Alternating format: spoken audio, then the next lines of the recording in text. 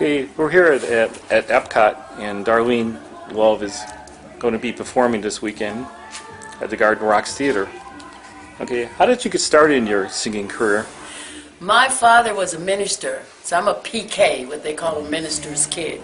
And we sung in the choir in my father's church, and that's how we actually got started singing. I have 3 brothers and a sister, and that's kind of a nice little group to start a singing career. So that's where I actually first started. Okay, you worked with some really big names like Elvis, Tom Jones, Sonny and Cher, the Beach Boys. What was it like to work with them? Unbelievable, because I knew them as a fan, but I never had any idea I'd ever work with or for them, so it was really great. Okay, your career spans almost 60 years. How does it feel to have started out in an era where rock and roll and rock and soul were in their infancy? And what was it like working with Phil Spector? 60 years? How old do I have to be? No, I'm only kidding. Phil Spector, I met him in the midst of my background singing, because he was living in New York, I was in California, and he found this song that he thought would be the biggest hit ever for him. And he came to California. He actually stole the song, is what he did, Phil Spector. And he came to California, and I was introduced to him. He taught me the song. We went into the recording studio and recorded He's a Rebel under the name of the Crystals. So we started out with, what's going on here? And then the song became a big hit. So working with Phil was interesting. And I worked with him in his infancy. So it was really great. He respected my talent. He respected me.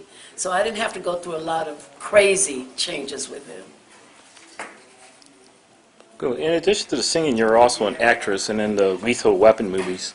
What was it like working with Danny Glover and Mel Gibson? Working with both of those guys was crazy, because they were always up to something.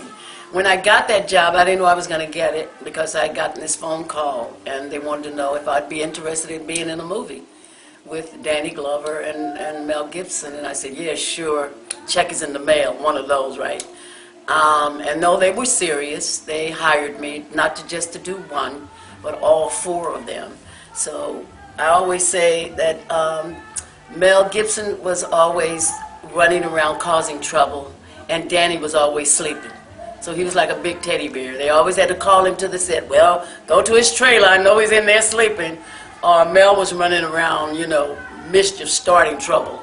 But it was really great to be working with 2 professionals, and I had never been in a movie before, so it was really great.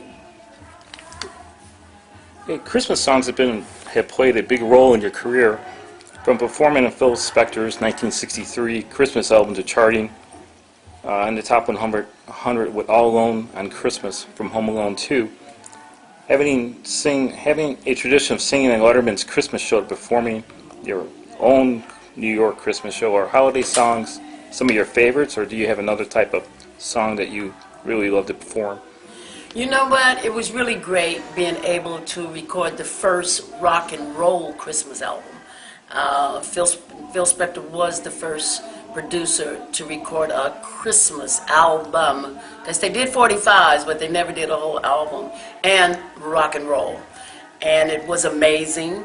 And for my career to end up where people today are calling me the Christmas Queen, because of being on the David Letterman show for 29 years. So they really do associate me with being one of the first artists who had a string of Christmas hits, and then having a song like Christmas Baby Please Come Home to become a classic as a Christmas song is very unusual.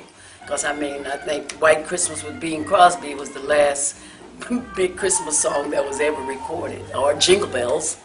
So with Christmas Baby Please Come and Have It, and then I recorded a Home Alone, All Alone at Christmas. So I've had a couple of nice Christmas songs. So how does it feel to be on Rolling Stone's Top 100 Greatest Singers list and to be in the Rock and Roll Hall of Fame? Being in the Rock and Roll Hall of Fame is something that I think most entertainers would love to be in. You think about it, but you don't worry about it, because if you're going to be in the Rock and Roll Hall of Fame, you will be in it.